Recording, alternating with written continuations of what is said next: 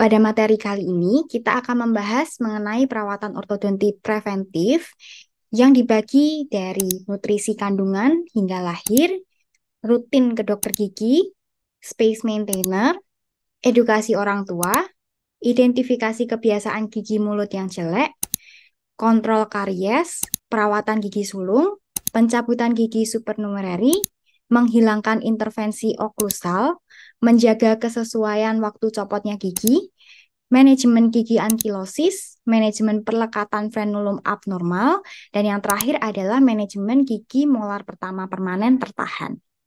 Perawatan ortodonti preventif itu secara general adalah langkah-langkah perawatan yang dilakukan sejak dini untuk mencegah atau mengurangi resiko maloklusi dan masalah ortodonti lainnya.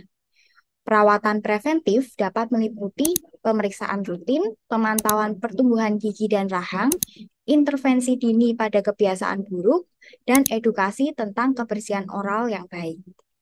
Perawatan ortodonti preventif, apakah maloklusi dapat dicegah? Pengertian dari ortodonti preventif adalah segala tindakan menghilangkan gangguan atau pengaruh pada pertumbuhan dan perkembangan normal agar tidak terjadi kelainan dental, skeletal, ataupun dentoskeletal. Tujuan dari ortodonti preventif yaitu ada tiga. Yang pertama, mencegah maloklusi, kedua, mencegah penyakit gigi lain, yang ketiga, mencegah penyakit gigi selama periode perawatan ortodontik. Kita akan membahas satu persatu. Yang pertama adalah mencegah maloklusi. Etiologi utama dari maloklusi adalah keturunan yang dapat diturunkan antara lain pola skeletal rahang, bentuk otot mulut, dan juga ukuran dari gigi gerigi. Sebagian besar faktor lokal seperti gigi supernumerary dapat dicegah dengan pencabutan gigi supernumerary lebih dini. Etiologi kedua yaitu pengaruh lingkungan. Contohnya adalah trauma. Kehilangan gigi susu secara awal adalah contoh trauma yang merupakan etiologi kedua dari maloklusi. Kedua adalah mencegah penyakit gigi lain. Perbaikan maloklusi berperan penting dalam pencegahan penyakit yang lain.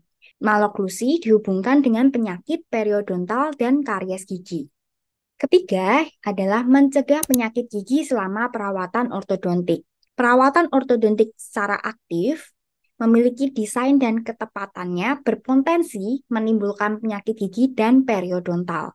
Contohnya adalah apabila kita menggunakan alat cekat, dapat mengakibatkan kerusakan pendukung periodontal sehingga kita perlu menginstruksikan oral hygiene yang baik kepada pasien.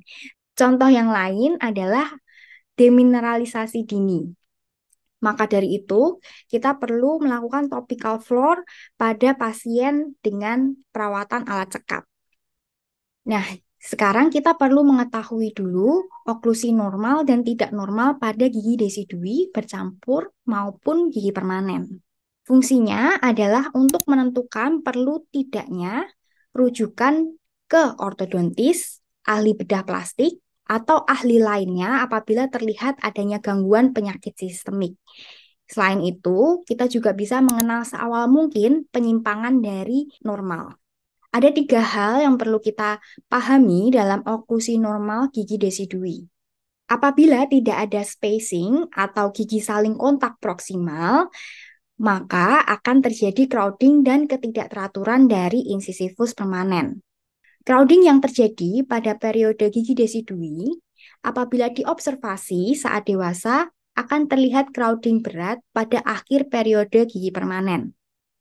Dan prematur loss itu terjadi karena karies atau trauma dapat berdampak pada posisi gigi permanen dan terjadinya crowding.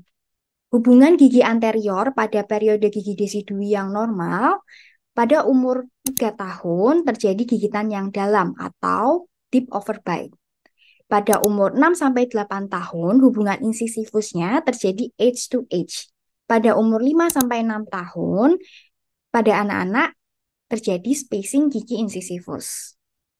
Sekarang kita akan membahas terminal plane pada gigi desidui.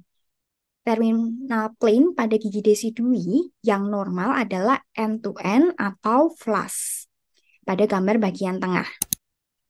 Apabila terminal plane-nya adalah flush atau end-to-end, dapat terjadi pada gigi permanen yaitu kelas 2, end-to-end relation, dan juga kelas 1.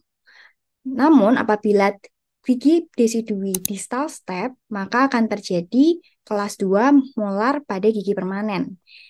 Sedangkan apabila terjadi mesial step pada gigi desidui, maka pada gigi permanen akan terjadi kelas 3 pada gigi permanen.